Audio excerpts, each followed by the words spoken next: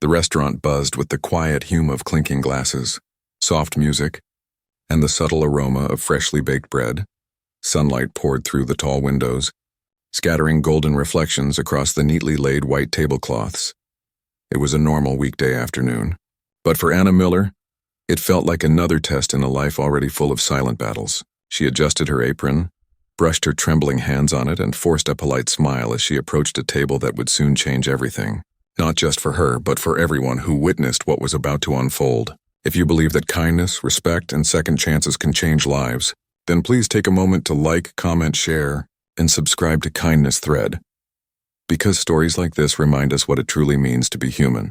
Anna had been working double shifts for weeks at Lamazone, an upscale restaurant where the wealthy came to flaunt their fortunes, and the servers tried to disappear into their uniforms. Her mother's hospital bills had been piling up, and her younger brother needed tuition fees she couldn't afford. She rarely complained, even when exhaustion blurred her vision, or when her feet burned from endless hours of service. She carried herself with quiet dignity, the kind that only people who've known real struggle possess. That afternoon, a group of businessmen entered, their confidence filling the room before they even sat down. Among them was Carl Schneider, a billionaire investor known for his ruthless deals and a tongue sharper than any blade. His presence drew whispers from nearby tables. Power has a way of making others small. He wore a perfect smile, but it didn't reach his eyes. He enjoyed being noticed, admired, even feared. Anna noticed him too, but only because it was her job to serve him. As she approached the table carrying their drinks with steady hands, she could feel their eyes on her, the kind of stares that measured a person's worth by their uniform. Carl leaned back in his chair, speaking in fluent German to his companions, assuming no one around him understood. His tone dripped with arrogance as he commented on the waitress's shaky hands and how clumsy poor people look when they try to act graceful. Laughter erupted around the table. The sound stabbed through the air like a cruel echo. Anna froze for a second, her heart pounding. She understood every word. After all, she wasn't just a waitress. She was a former language student who once dreamed of becoming a translator. But dreams don't always survive reality. After her father's death, she had to drop out of university and take whatever work she could find to support her family. She wanted to walk away. She wanted to pretend she hadn't heard it. But something inside her, a quiet, unbreakable strength, wouldn't let the moment pass. She sat down the drinks gently, took a deep breath, and turned to Carl with calm eyes. Then, in flawless German, she replied, her tone steady, her words measured, and her voice carrying the quiet authority of someone who had nothing left to lose. She told him that respect doesn't come from wealth, and intelligence doesn't come from status. She reminded him that the language he used to belittle others was one she had once studied out of love, not to show off, but to connect with people. The laughter at the table died instantly. The room seemed to hold its breath. Carl's smirk faded. For the first time, he looked genuinely unsure of himself. His companions glanced at each other awkwardly, their confidence dissolving in silence. Anna didn't raise her voice or seek pity. She simply stood her ground with quiet dignity. Then she walked away, leaving a stunned billionaire staring at his reflection in the wine glass. For the rest of the meal, Carl said very little.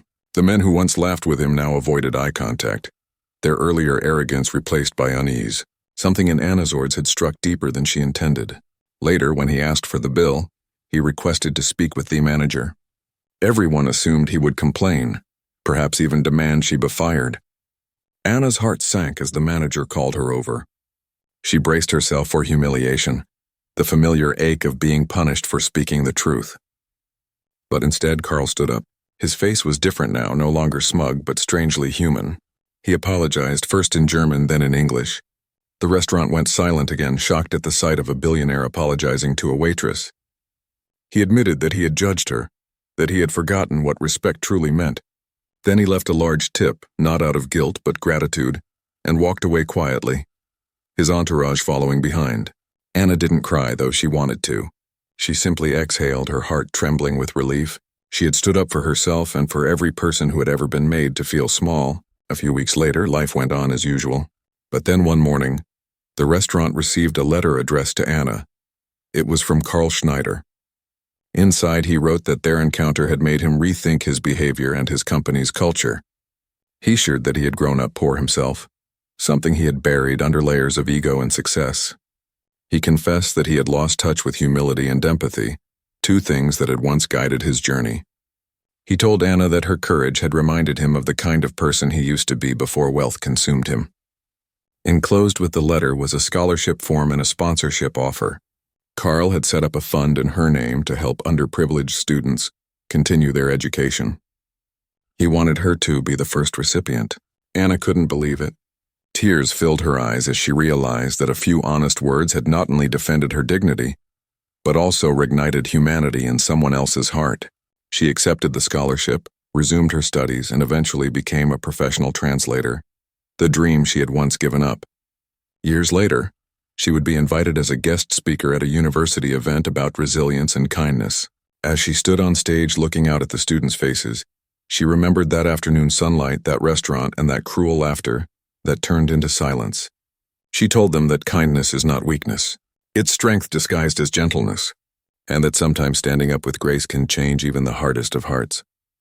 If this story touched your heart and reminded you of the power of kindness, please take a moment to like, comment, share, and subscribe to Kindness Thread, because the world needs more stories that heal and inspire. And before you leave, I have a small request.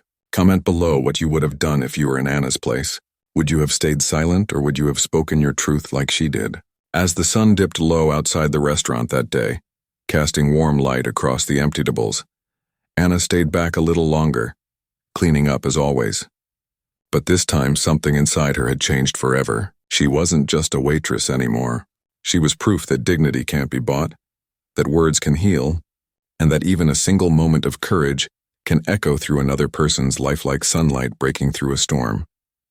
And somewhere in a tall glass building, far away, a billionaire sat by the window holding a letter with her name on it and whispering a quiet thank you to the girl who reminded him that wealth means nothing without heart.